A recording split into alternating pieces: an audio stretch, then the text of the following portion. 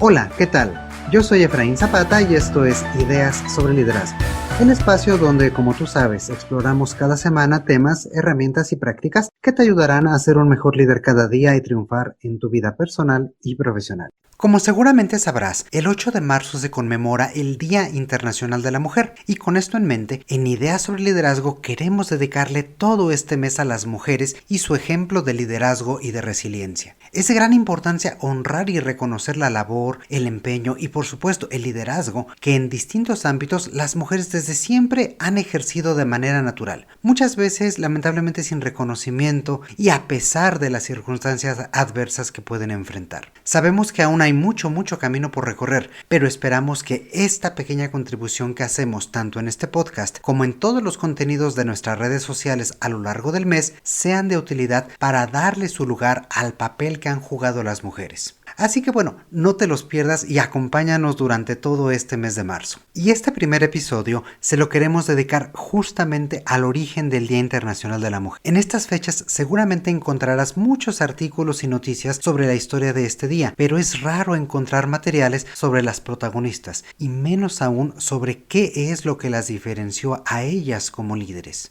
Y sabes, me gustaría compartir contigo que al preparar los materiales para este episodio, caímos en cuenta de que hay diferentes versiones sobre el origen de este día. Y sin duda, muchas historias, muchas mujeres y muchas líderes, cuyos nombres en su mayoría lamentablemente se han perdido, pero que sin duda jugaron un rol realmente revolucionario en su tiempo. En esta ocasión, vamos a tomar como base la información proporcionada por las Naciones Unidas y sobre el sitio del Día Internacional de la Mujer, así como algunas otras fuentes sobre nuestras protagonistas. Y bueno, creo que es suficiente de introducciones y podemos comenzar a imaginar el contexto en que esta historia se desarrolla. Para ello, vayamos a la primera década del siglo XX en Estados Unidos. Esta época estuvo llena de movimientos sociales, inconformidad por la forma de vida que desembocaba en huelgas e incluso revoluciones. Las jornadas laborales eran de hasta 60, 65 o 70 horas a la semana y los sueldos sumamente bajos volvían cada vez más insostenible la situación en fábricas de todo tipo, tanto para hombres como para mujeres e incluso también para niños. Nos ubicamos entonces en la Nueva York de 1909, una ciudad próspera, nutrida por el trabajo de millones de migrantes de todas partes del mundo. En especial, la industria textil resultaba sumamente importante para la ciudad, contando con más de 30,000 trabajadores, 70% de ellos mujeres, y produciendo más de $50 millones anuales en mercancías. En una de estas fábricas dedicada especialmente a la producción de blusas trabajaba Clara Lemich. Ella era una inmigrante venida de Ucrania. Igual que otros compañeros suyos, llevaba varios días asistiendo y escuchando las reuniones del sindicato que evaluaba la idea de ir o no ir a huelga, pero pues no terminaban de tomar alguna decisión. Así, el 22 de noviembre de 1909, tras escuchar nuevamente las advertencias y desventajas de ir a huelga, Clara se levantó y pidió la palabra. Los demás se mostraron pues primero extrañados porque fuera una mujer quien hablara, pero le dieron la palabra y ella no desaprovechó la oportunidad. Ella mencionó lo siguiente, dice: he escuchado a todos los oradores y ya no me queda paciencia para seguir hablando. Soy una chica trabajadora y estoy cansada de escuchar hablar y hablar solo en generalidades. Estamos aquí para decidir si ir a huelga o no, y yo propongo que vayamos todos a huelga general. En ese momento se respiró un breve silencio en el ambiente y los asistentes respondieron entonces con entusiasmo y recibió Clara una ovación tremenda. La decisión pues ya estaba tomada. En los siguientes 2 días aproximadamente 20,000 trabajadores, hombres y mujeres, marcharon en lo que sería conocido como el levantamiento de los 20,000. Finalmente, esta demostración de descontento logró que la gran mayoría de las empresas textiles llegaran a contratos con los sindicatos que poco a poco se iban formando. Lemlich tomó un rol central. No solo convenció y motivó a sus compañeros, sino también se volvió promotora de la causa, llegando hasta ser proscrita de la industria, es decir, ya no la querían contratar en otros lados justamente por este entorno que generaba a su alrededor y por este liderazgo que tenía en la gente. Habiendo logrado esto, pues volcó su atención hacia el movimiento sufragista, pensando que el voto femenino era necesario para mejorar la vida de las mujeres trabajadoras tanto dentro como fuera de su lugar de trabajo. Y Y este episodio, esta huelga de los 20.000, como le conocieron posteriormente, fue retomado por otra mujer, Teresa Michael, otra gran persona de la época, que en 1910 publicó El diario de una huelguista. Este era un relato ficcional de los eventos y ganó la atención del público mucho más amplio y ayudó a desencadenar la reforma laboral en el estado de Nueva York. Es precisamente Teresa quien primero propone y establece desde 1909, un año antes, el año justamente de la huelga, el primer Día de la Mujer, con la idea de celebrarse de forma anual todos los 28 de febrero. Este primer esfuerzo se convertiría en el Día Internacional de la Mujer. Teresa Michael fue también una gran líder por derecho propio. Fue la primer mujer obrera que supo posicionarse y llegar a ser parte de la mesa directiva del Partido Socialista de Estados Unidos, que en ese momento estaba muy metido de lleno en este tipo de luchas. Promovió la educación y alfabetización de las mujeres trabajadoras y también participó en este movimiento sufragista, como ya hemos dicho, promoviendo los derechos de las mujeres y ayudando a mujeres inmigrantes, e incluso llegó a advertir sobre los riesgos de la incorporación de ideas de segregación racial y de supremacía blanca al interior de este mismo partido, así como muchas otras luchas que fue llevando a cabo a lo largo de su vida. Clara Lemlich y Teresa Michael, dos grandes mujeres y también dos grandes líderes que buscaron transformar el mundo en el que vivían y cuyo trabajo ha trascendido hasta nuestros días. Sus esfuerzos, junto con el de otras innumerables mujeres líderes que dieron su vida y dieron todo su esfuerzo para lograr estos grandes logros, han inspirado a millones de personas alrededor del mundo, aún sin que sus nombres sean tan conocidos. Sin duda, son dos historias de liderazgo poderosas que coincidieron en el tiempo y que nos invitan a reflexionar. ¿Qué podemos aprender de ellas y su liderazgo? En lo particular, pensando sobre estos dos momentos, me parece que podemos diseccionar, podemos analizar 5 grandes lecciones.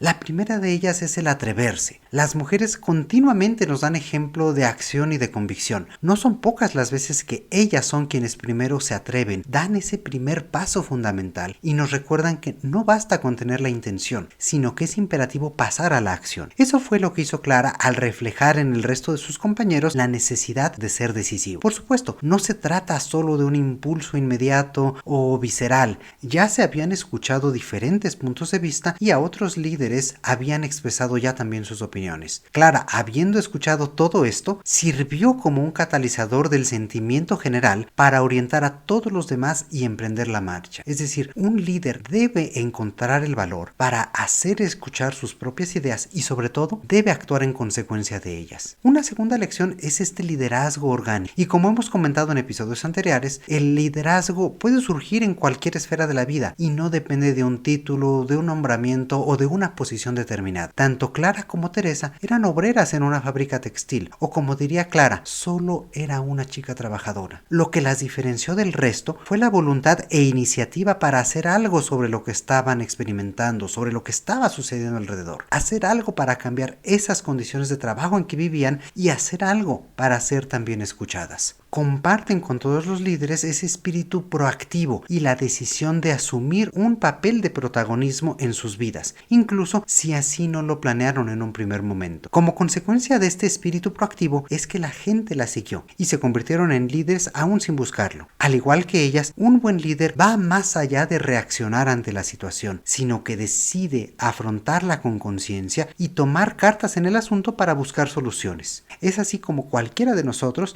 se convierte justamente en líder. Una tercera lección de ellas es esta visión del futuro, y es que otra característica que une a las dos protagonistas de este episodio es que ambas tomaron conciencia sobre la situación en que vivían tanto ellas como otras mujeres y hombres alrededor, y decidieron hacer todo lo posible por cambiarlo. Para ello imaginaron un futuro diferente, con derechos que en ese momento no existían, con jornadas diferentes, con la capacidad de organizarse y crear mejores condiciones para el futuro. Esta visión les permitió primero establecer metas tangibles y cercanas, pero a mediano y largo plazo las animó a seguir en su lucha a través de diferentes frentes, de diferentes iniciativas. Es decir, la huelga a la que convocó Clara no fue sino el primer paso. Posteriormente continuaría construyendo su visión a través de la la promoción del voto femenino, por ejemplo. Igualmente, Teresa apoyó las reformas laborales, el voto femenino, la educación y la migración. Todos estos esfuerzos no resultaron aislados, sino que tenían un eje fundamental, una visión de futuro, una dirección clara. Y es que un buen líder también posee esta determinación y dirección en todos sus esfuerzos. Actúa en diferentes campos de forma consistente y no pasa simplemente de una iniciativa a otro, sino que pues tiene esta consistencia para marcar la diferencia.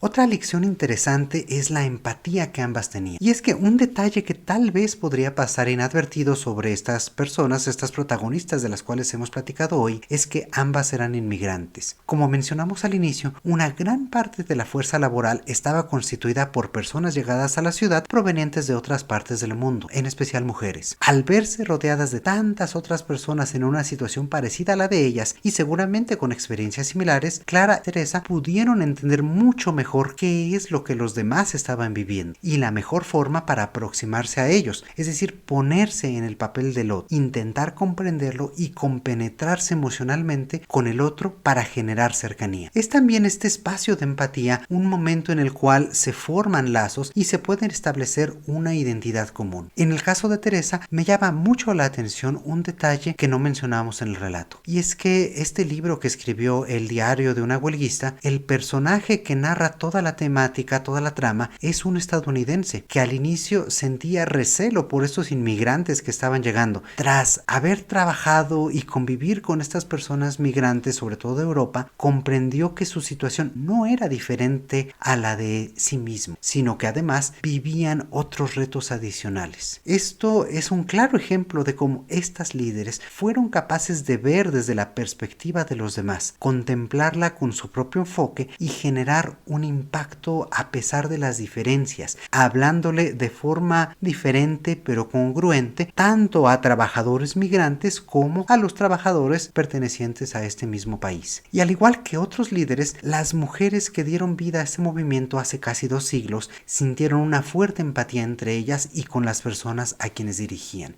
Es decir, como un buen líder, se reconocían como iguales, se sabían integrantes, si en este caso no de un equipo de trabajo, sí de un equipo mucho mayor que luchaba por los mismos ideales y que llegó a lograrlos de forma conjunta. Una lección más que podemos aprender de Clara y de Teresa es que entendían muy bien la importancia tanto de escuchar como de expresarse y hacerse escuchar cuando lo necesitaban. Es decir, supieron escuchar primero con empatía a otras personas como ellas, pero también supieron escuchar en su entorno, entender qué es lo que estaba pasando, cómo funcionaban, en el caso de por ejemplo, Teresa, el partido político al que pertenecía y escalar posiciones en él. El escuchar les dio la clave para pensar y saber cómo actuar y cómo crear todo un movimiento alrededor de su visión del futuro. El caso de Clara es muy evidente. Antes de que ella se volviese una protagonista, había ya escuchado al resto de los oradores y se dio cuenta de que ya todo estaba dicho, de que no hacían sino girar sobre los mismos puntos una y otra vez, ya se habían entrampado en ese mismo análisis.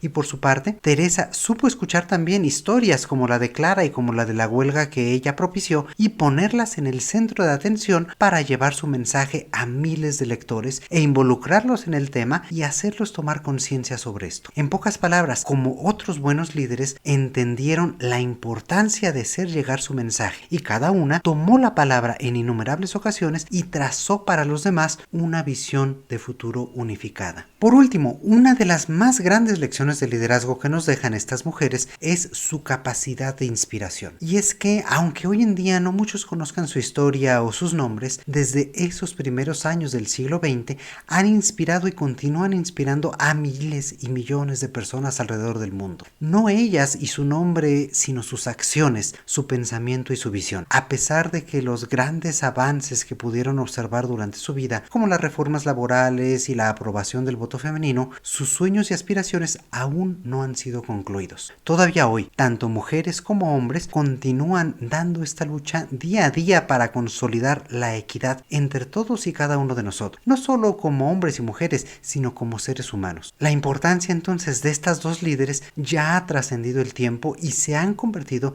en figuras históricas, ejemplos de vida, y aunque quizá nunca lo supieron o nunca tuvieron la conciencia de ello, grandes líderes de quienes tenemos todos mucho que aprender. Y en este mes de marzo, lo mejor que podemos hacer es justamente reconocer a aquellas mujeres que nos rodean y trabajar juntos para lograr un mundo más justo y más integrado. Aprender de su fortaleza, de su resiliencia y del liderazgo que ejercen en todos los ámbitos en que se desenvuelven. Y para nuestras escuchas, dirigirles también este mensaje de reconocimiento, agradecimiento y aprecio, pero también invitarlas a que asuman este rol de líderes en todas las esferas de su vida, que se atrevan a hacer la diferencia, así sea pequeña, y seguir adelante en este camino. Y bueno, pues así concluimos el episodio de esta semana. Como mencioné al inicio, todo este mes se lo vamos a estar dedicando a explorar el liderazgo femenino, tanto en este espacio sonoro como en nuestras redes sociales. Así que si aún no lo has hecho, asegúrate de estar ya suscrito a este podcast y seguirnos por Facebook, Instagram o Twitter como Ideas sobre Liderazgo. Y también dinos qué te ha parecido este episodio y qué otros temas te gustaría que exploremos contigo. Recuerda que este espacio es tuyo y a través de él podemos conocernos e intercambiar ideas que nos ayuden a crecer juntos y entablar esta conversación que me encanta tener con todos ustedes.